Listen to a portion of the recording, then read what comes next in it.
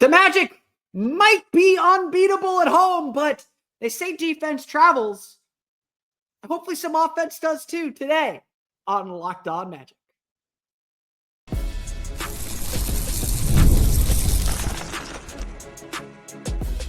You are Locked On Magic, your daily Orlando Magic podcast, part of the Locked On Podcast Network, your team every day.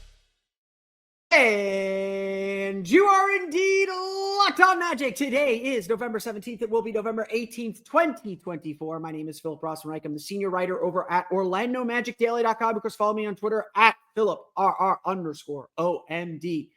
On today's episode of Locked On Magic, the Orlando Magic are done being at home, 5-0 at the Kia Center on this homestand, 7-0 overall. Will the Magic be able to travel and bring that back on the road? The big test ahead on this 3-game road trip. We'll get to that. Plus, rehash Jalen Suggs shooting since Paolo's injury and talk about the fourth quarter dominance. We'll get to that coming up here in just a moment. First, we want to thank you again for making Locked On Magic part of your day every day. No matter when you listen to us, whether it's first thing in the morning, whether it's right when we upload, we truly appreciate you making Locked On Magic part of your day every day. You can make Locked On Magic an even bigger part of your day with the new Locked On Magic daily newsletter. It's the one stop for ultimate team and league coverage delivered right to your inbox. Sign up for free now at LockedOnDaily.com. That's LockedOnDaily.com. And start your day with the all-new free Locked On Magic newsletter. Today's episode of Locked On Magic is brought to you by FanDuel. You can start the season with a big return on FanDuel. New customers can place a $5 bet, and you'll get started with $150 in bonus bets if you win your first $5 bet. Visit FanDuel.com to get started. The Orlando Magic took care of business. If you've watched Orlando Magic's All Access on their YouTube channel, literally before Media Day began, the first thing that Jamal Mosley said to his team before meeting with the media, before the season started, was the goal is home court advantage. And the way we get home court advantage is we protect our home. It is that driving motivation for this team. After all, they were in position to do everything. They were in position to get out of the first round, to get to the second round, to win in the playoffs if they had home court advantage, because they won their 3 home games at the Kia Center. They haven't lost a game at the Kia Center since March. It's pretty crazy. And they lost all 4 games at Rocket Mortgage Fieldhouse. So when the Magic say if we would have just won that one more game to get a home court advantage, it would have changed everything about the season. So yes, the goal is home court advantage. And in order for home court advantage to mean something, you actually have to be good at home, which the Magic are so far, 7-0. In fact, Orlando's home stats are downright incredible. The Magic just completed a 5-0 homestand. It's their first 5-0 homestand, I believe, since 2018, 2019, somewhere in there. They're 8-6 now, one of 3 teams in the Eastern Conference above 500, although I think the Knicks may have won today. So I think the Knicks game's still going on while I'm recording this. The Knicks might be over 500 now too. So East standings starting to create themselves here. But the Magic dominated at home. During this 5-game homestand, Orlando posted a league best plus 20.2 net rating with an otherworldly 92.9 defensive rating. That's 10.9 points per 100 possessions better than the second place Houston Rockets during the last 5 games. Even the Magic's 113.2 offensive rating was competent, 16th in the league among teams in their last 5 games. Now, yes, the Magic feasted on some bottom-feeding teams. We're not going to deny that the competition helped them, but they still had to do it. And the Magic are now 7-0 at home with a league best plus 17.4 net rating. That includes 2 wins over the Pacers, not a bad team, but not yet over 500. A win over the Nets, not a bad team, but a solid team in the early standings. The Magic are taking care of their business. A 114.8 offensive rating, 97.4 defensive rating on their home floor. At the end of the day, you can only play the games in front of you. We can judge this team however we want to judge them. But the Magic are taking care of their business. They're taking care of what they need to take care of.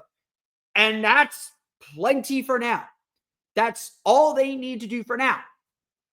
But you don't play every game on your home floor. You don't play every game at the Kia Center. And while the Magic are 7-0 at home, they are 1-6 on the road. And yes, have lost their last 6 road games. All 5 games on the last 5-game road trip, plus the loss to the Memphis Grizzlies. Now, 2 of those games had Paolo Banchero. One of those 2 games, he was hurt. The other 4, the Magic did not. So what does it all mean? What does that mean? Well, the numbers are frustrating to say the least. On the road this year, the Magic have a still solid 109.4 defensive rating, 5th best on the road in the league. But they only have a 102.1 offensive rating. And yes, the Magic have had extreme shooting problems on the road. And yes, the Magic have been blown out a lot of times on the road. We could talk about that 21-0 run all we want against Memphis. That only got the lead down to 8. The Magic were never really in that game. They were never in the game. They played tight for a quarter against Dallas, but they were out of that game against Dallas. They were out of that game against Oklahoma City.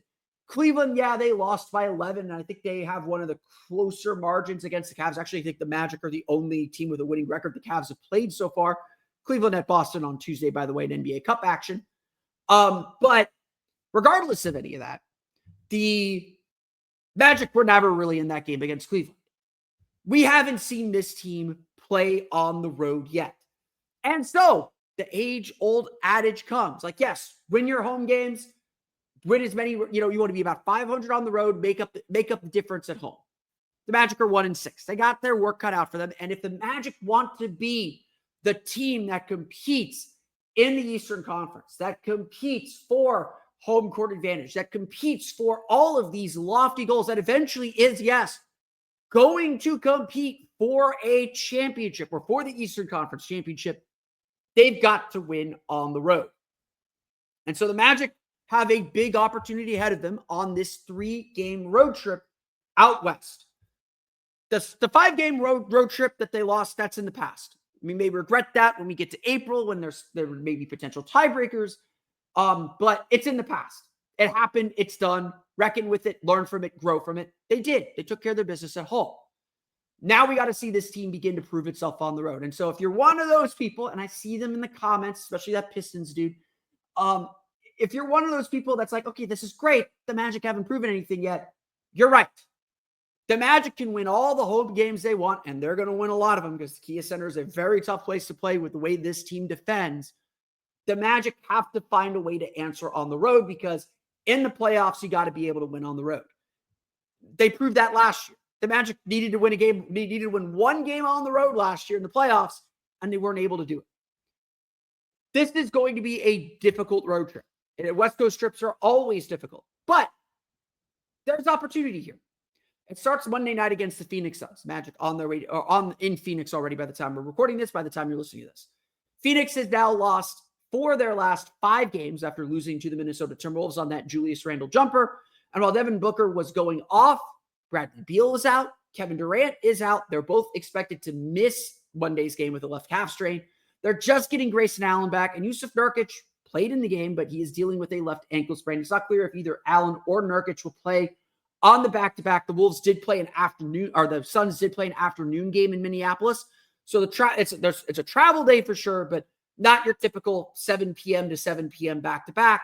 The Suns will have a little bit of time to recover, but yeah, a little bit of an advantage, a little bit of a rest advantage and a travel advantage for the Magic, who arrived in Phoenix before Phoenix didn't have to play a game, et cetera, et cetera, et cetera. After that, they'll head to LA to face the LA Clippers on Wednesday. The Clippers, who are playing Memphis, who are they playing? Utah right now. Sorry, I've got it on my TV behind me. They're playing Utah right now at home. And I believe that means that they're playing an NBA Cup game on Tuesday. Let me double check. They're playing Utah at home right now, but entering Sunday's game, they had lost 3 in a row after a 4-game road trip. And yes, the Clippers will play a home game against Golden State Warriors on Monday, so no NBA Cup game. They'll play the Magic with a day off as well. Then the Magic play a back-to-back Thursday against the Los Angeles Lakers. Lakers have won their last 5, playing very, very, very well. No road trip is easy. And the Magic have had a habit of falling behind early games, which has killed them on the road. They're minus 9.5 net rating in the first quarter. Shockingly bad 117.7 defensive rating overall. The Magic get stronger as the game goes on, which we'll talk about here in a minute, and a little bit later on in the episode. But the Magic have to get off to a better start. They know that they have to clean a lot of things up to be more effective on the road, to be more effective in these games, in these moments. But this is the test. We've seen this team get tested. We've seen this team pass some tests, but they've done it within the comforts of their own home. Kia Center is great. We love the Kia Center. Can't wait to have the Magic back in town on Saturday to take on those dastardly Pistons. This is a big game, or this is a big road trip because the Magic still have to prove they can win on the road. A 1-2 road trip wouldn't be terrible. A championship level team, the kind of winning team the Magic hope they are, they go 2-1 on this road trip. They win these first 2 games with some clear advantages and really a lot of confidence building off of that 5-game homestand. This is a true test for the Magic. And really, this is continuing to be a true test for Jalen Suggs. We'll talk about Jalen Suggs a little bit. We talked a little bit about him on Saturday's episode of Locked On Magic, but I want to rehash some of those points and dive a bit into the numbers, how Jalen Suggs has struggled since Paolo Banchero's injury. We'll get to that coming up here in just a moment.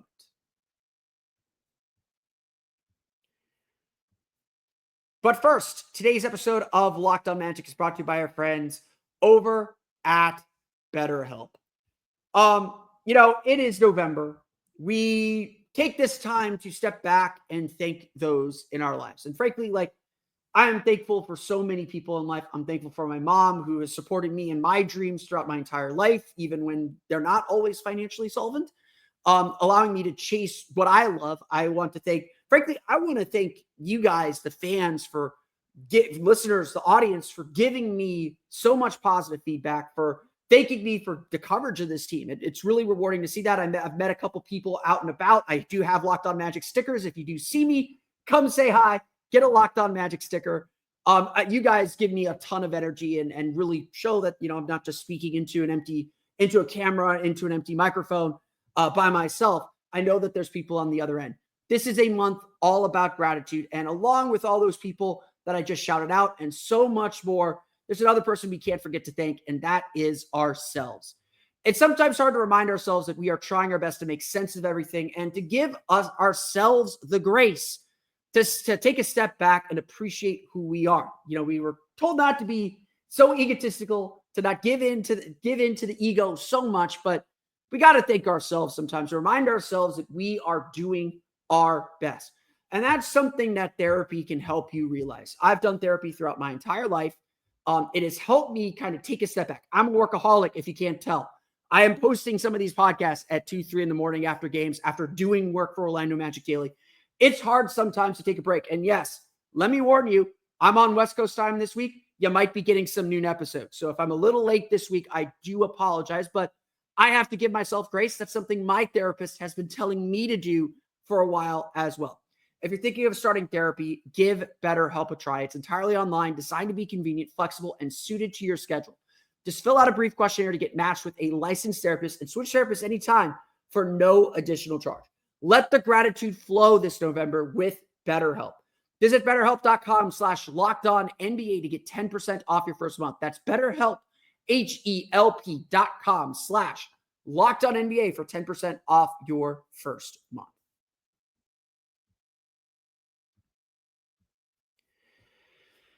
We talked a little bit about this on Saturday's episode of Locked On Magic after the Magic defeated the Philadelphia 76ers. Jalen Suggs did not have a good game. His shooting was off. He was 1 for 8 from 3, 4 for 16, something, a really, really poor percentage. 3 or 4 turnovers, if not more. It's been a little bit of a rough go for Jalen Suggs, but it always strikes me that Jalen Suggs is a player who does not let that affect him. That he will answer the call when it's time for that call to be answered. And he is someone that's unafraid of the moment, and it doesn't matter how bad or how poorly he's played to that point, he will step up. And at a critical juncture in the game on Friday, Jalen Suggs stepped up. His 1 3-point make was a big one to make it a 10-point game, and it really officially ended and any hope that Philadelphia had of getting back into the game. And as I mentioned on Saturday's episode, if you didn't listen to that, thank you to those who did. Those weekend episodes are always a little bit hit or miss sometimes on the view, so I do appreciate everyone tuning in on a non-weekday. Jalen Suggs is someone that hits the big shot. And Jamal Mosley said it really well after the game. He's going to take good shots at the right time, and he is someone that when the shot is there, when it's a big shot, he is going to take it. The bigger the moment, the bigger the shot. That is how Jamal Mosley describes Jalen Suggs. But we can't escape this. The Magic's quote-unquote second best player, the player that they're hoping is their second best player without Paolo Banchero right now, is struggling, is really struggling. Entering Friday's game, Suggs had made only 30.4% of his shots and 25% of his threes to average 9.3 points per game during the homestand. When everyone on the team is shooting better and playing a whole lot better, and maybe 25% from three is pretty good for the Magic, all things considered, Jalen Suggs seemed to be regressing. 3 assists per game against 3.8 turnovers per game. If you've listened to me break down this team and break down what I've seen, it's felt like rookie Jalen Suggs, a player who's a little bit over his skis, trying to go a little bit too fast, trying to do a little too much, not quite able to get to the basket or create, struggling with some basic point guard duties with Franz Wagner, especially off the floor. In fact, when you break down the numbers, Jalen Suggs has struggled probably more than any other player since Paolo Banchero's injury. And I think these numbers are really important. Jalen Suggs is taking fewer threes since Paolo Banchero's injury. He's gone from shooting 42.5% on 8 3-point attempts per game before the injury to 21.8% on 6.1 attempts per game. So again, that's like just A, he's getting fewer threes, and B, he's getting lower quality threes. In fact, Suggs' shot, and again, this is after Friday's game now, Suggs' shot 53.1% on 6.4 catch and shoot 3-point attempts per game before Banchero's injury, according to data from Second Spectrum. He is now shooting 27.8% on 4 catch and shoot opportunities since Banchero's injury. Even the quality of his looks has gone down. Suggs has gone from shooting 55.6% on 5.4 3-point attempts per game when the closest defender is 6 or more feet away, according to NBA.com, before Banchero's injury, to 20.5% on 4.3 attempts per game after the injury, according to NBA.com. Those numbers just tell you the whole story. It's not just that he's shooting worse. He is shooting worse, and some of that is beyond everyone's control. He is getting fewer of the higher quality attempts that he was getting with Banchero. Now, why might that be the case? Some of it is certainly he is playing a little bit more on his own, where he is the lead character, where he is the lead player. He is being asked to handle the ball a little bit more. Where his shots are coming from are different now. No doubt about that. Some of it is, yes, Franz Wagner is a different player. While Franz Wagner's assists are way up since the Paolo Banchero injury, and Wagner is a willing passer. He wanted to make that very clear to us when we asked him about improving his playmaking. He's like, I've been a good playmaker. I'm just not racking up the assists. Wagner is a different kind of player. And on top of this, Wagner is not yet being double-teamed the way that Banchero was double-teamed. I do think the next kind of evolution in the defense, and now that Wagner, I think Franz Wagner is going to be named the Eastern Conference Player of the Week on Monday. I think that is just going to happen, and that's going to be a thing. Franz Wagner is Franz Wagner is going to be a big player in this. And it's let me find the right words here. The next evolution for Franz is he's going to start getting double teamed. And he's going to start getting double teamed in a bigger way. Teams are going to throw different players at him. And he knows it's coming. I think the Magic know it's coming. He's really good at getting to space. You can check out a video on that on my Patreon page later on the day, Monday. he's going to get doubled a lot more. And that's going to put the onus on Jalen Suggs to make some more of these open shots. And it's going to put the onus on Franz to get him more of the quality shots that Paolo was getting him. That is the next step here. That is the next phase. That is the next point of growth for him and for this team. He is going to have to make these shots. Eventually, he is going to have to hit these shots. It's plain and simple. And this is, again, the challenge. This is, again, the next step, the next thing for this team. And the Magic will need Jalen Suggs. We talk about the difference between home and road. Okay, your bench usually performs worse on the road. Your shooting usually performs worse on the road. You're going to need your best players to step up. And the Magic still have a second scorer problem without Paolo Banchero. We know Paolo and Franz, we're going to get 50 to 60 points per game from both of them when they're both healthy. Like, this isn't going to go away from Franz. This is who Franz Wagner is. Paolo's going to come back. He's going to get his points. Franz is still going to get his. This isn't going away. And Suggs will slot in as that third option a lot better. But like we said when Paolo got hurt, now it's about figuring out, well, who can do more?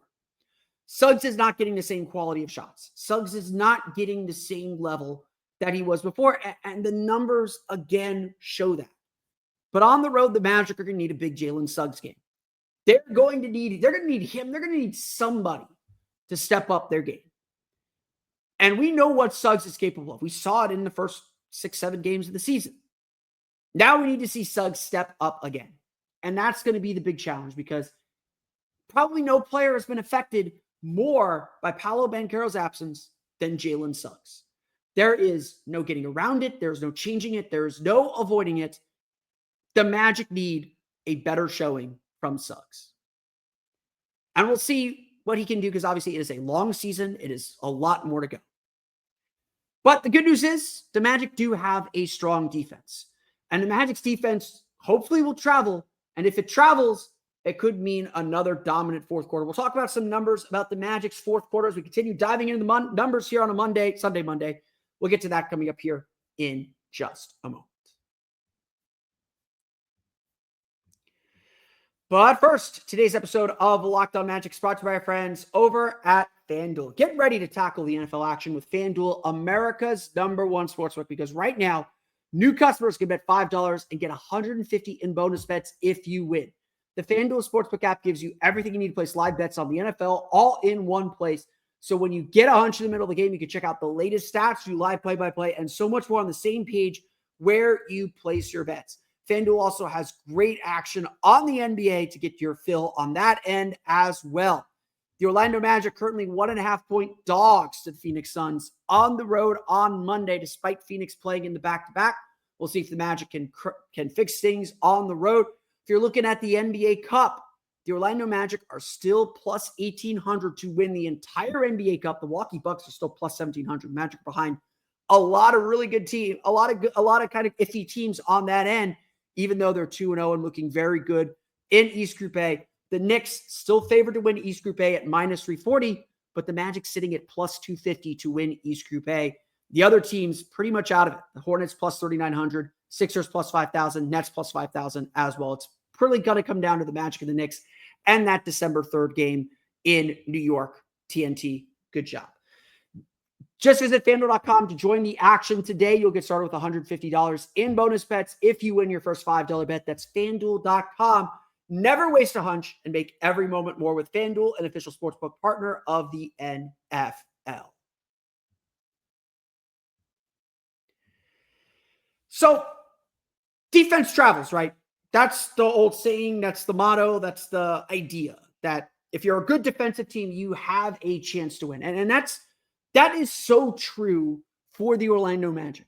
Now, on the last road trip, on the 5-game road trip during the 5-game losing streak, the Magic's defense, it wasn't not a problem, but it wasn't the problem. We all know the Magic lost to the Thunder, lost to the Mavericks, lost to the Pacers, lost to the Cavs, lost to the Bulls even because their offense was just bad. Plain and simple, it's just bad.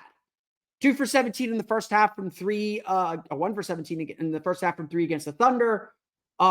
Struggling to shooting less than 30% for a good chunk of the game against the Mavericks. The Magic were figuring some stuff out. We can give them some leeway. We can understand the context, but the Magic lost a lot of games on that road trip because of their offense, not because of their defense. Because even through all of those games, even through all of those painful blowouts, one truth still kind of remained. The Magic's defense beat people up in the fourth quarter. And look, there are a lot of blowouts in there. We looked at that game against Oklahoma City. I remember I was getting criticized for this, saying, look, I don't care about the result tonight. They're going to lose. This team needs to figure some stuff out. They need to get through these reps. You're only going to get this in game reps. They need to figure themselves out. Them cutting a 30-point deficit down to 18 doesn't mean anything in the big picture, but it does mean something for this group because they have to figure things out. And so those fourth quarters, while I wasn't like screaming from the top of the board saying like, woo, we did it. No, I wasn't doing that, but it was important. And obviously, like, those numbers are part of everything else. Now, when the Magic got home, we saw what this defense did. We saw what the Magic were able to do defensively in the fourth quarter against the Pacers on a back-to-back. We saw what the Magic were able to do defensively against the Sixers. We saw how the Magic just kind of squeezed the Wizards and squeezed the Hornets, and how their defense just seemed to get stronger. And we could point to moments throughout the course of games throughout the season. The third quarter against Miami, when they just put the vice grip, when they just literally squeezed the life out of the Miami Heat and turned that into a runaway win. On the road, mind you. We saw that even in Memphis when they were down 29 and they went on a 21-0 run to cut the deficit down to 8 and give themselves a real chance at winning that game. Their defense was legit. We can see how this Magic defense gets stronger and stronger and stronger as the game goes on, and we see it in the kind of runs that they put on teams, especially in that mid to late third quarter, and even more so in the fourth quarter. We saw that in how they held the Pacers to 16, 17 points in the fourth quarter. We saw that how they held the Sixers to 14 points in the fourth quarter, outscoring them 25-14 to take a 98-86 victory. This is not some isolated thing. The Magic, in fact, have the best net rating in the league in the fourth quarter at plus 18.6 points per 100 possessions. They have a league best 90.9 defensive rating in the fourth quarter. Again, we can understand all the context that this comes in and that it's not always everything. But even if you look at just the close games the Magic have played, the comeback against Indiana Pacers in Indianapolis, they played good defense down the stretch. They just couldn't hit a shot when it counted. And yes, that game came down to a Tyrese Halliburton 3 off of an offensive rebound, like the only offensive rebound they gave up in that game. But the defense gave Orlando a shot to win that game. That's all you can ask for. We can look back even at the Chicago loss and say the Magic hung tough in that game, even though their offense stunk, even though Paolo Banchero literally could not move or could not get lift because of the injury. They only gave up 16 points in that fourth quarter. Again, that loss was on the offense, not on the defense. The defense did its job. Again, the Bulls didn't score for 4.5 minutes just like the Magic did. The defense did its job. The two close wins that the Magic have had, or the 3 close wins that the Magic have had, the 2 against Indiana, obviously got some big stops down the stretch, got the big shot from Anthony Black, the big plays from Paolo Banchero, but that fourth quarter was built on its defense. Just like the fourth quarter in the third game against Indiana, or the second game at Kia Center was, just like the fourth quarter against Philadelphia was. We have reached a point where, yes, even just an average offense, I'm not even talking about elite. Give me 110 points per 100 possessions. Give me 111, 112, somewhere in there. That's going to be enough with how good this defense has been so far this season. And certainly how good this defense can play in the fourth quarter. Magic players talked about it after the loss against Indiana. I think Anthony Black was the one who said, we can feel their frustration and it makes us happy. It gives us joy. It tells us we're doing the right things. They keep pressing it. Jonathan Isaac said it after practice on Sunday. We can feel teams getting tired. We can see them getting tired, and that pushes us to do more. We can see that we're wearing them down. Isaac is still playing himself to exhaustion and still getting himself in shape. That's the scary part, because the last 2 games, he's looked like he's rounded back into form after being a little shaky on the defensive end early in the season. This Magic team obviously has high expectations for its defense, but they have been better this year than they were last year. They were good even when it felt like they weren't good. The numbers would tell you they were great even when it felt like they weren't great. And they've been so good, the offense doesn't have to do a lot. It just has to do enough. And if the Magic can get a close game to the fourth quarter, everyone should have confidence the Magic are going to win that game. Everyone should have confidence the Magic are going to give themselves a chance to win a game, and they're never going to get beat out in the fourth quarter. Why? Because their defense will kick butt. Their defense will kick tail, take names, whatever analogy you want to say. This is a physical team. This is a team that gets after you. This is a team that you may find some holes early. And again, Magic do have a poor defensive rating in the first quarter for some reason. That's something they do have to tighten up as they come out on the road. But every other moment, once they figure you out, once they adjust, once they get a chance to see what you're doing, they lock in, and there will be a 4.5 to 5 minute stretch perhaps where you're just going to be in hell, where you're just going to be struggling to do much of anything, and the Magic are going to shut you down. And the question, frankly, for the Magic is, how far down are they when that happens? How much of that time period can they take advantage? Because it's happened every game where the Magic's defense just locks down for 3.5, 4, 5, sometimes even 5 minutes. And and in Miami, that's when the Magic built a 30-point lead. Against Charlotte, against Washington, that's when they built a 25-point lead. Against Memphis, that's when they turned a 29-point deficit to an 8-point deficit. They have this superpower in them now. And it's whether they can take advantage of those moments and get to the fourth quarter and win games in the fourth on their defense. This team knows who it is, it knows its identity, and it knows it can dominate. That's going to do it for me today, though. I want to thank you all again for listening to today's episode of Locked On Magic. Of course, find me on Twitter at @PhilipR_OMD and on Blue Sky at PhilipRR. You can check out our podcast. You can download our podcast wherever you download podcasts, whether it's Apple Music, Stitcher, TuneIn, Apple Podcasts, Stitcher, TuneIn, Himalaya, Google Play, Spotify, Odyssey, all the places to download podcasts to your podcast-enabled listening device. For the latest on the Orlando Magic, be sure to check out OrlandoMagicDaily.com. You can find us on Twitter at OMagicDaily. And for even more Orlando Magic content, be sure to check out my Patreon page, the Orlando Magic Hub. Coming up on Monday, it's going to post around noon is when I'm planning to post it. I have a video breaking down how Franz Wagner is scoring all these points and what is making his run so special. That is going to be a free post to give you a taste of what you can find on my Patreon page. Check that out around noon at patreon.com/Orlando Magic Hub. As always, thank you for your support. As if that wasn't enough, we now have the Locked On Magic daily newsletter. It's the one stop for ultimate team and league coverage delivered right to your inbox. If you don't want to go out searching for all these places that I write, sign up for free now at LockedOnDaily.com. That's LockedOnDaily.com and start your day with the all-new free Locked On Magic newsletter.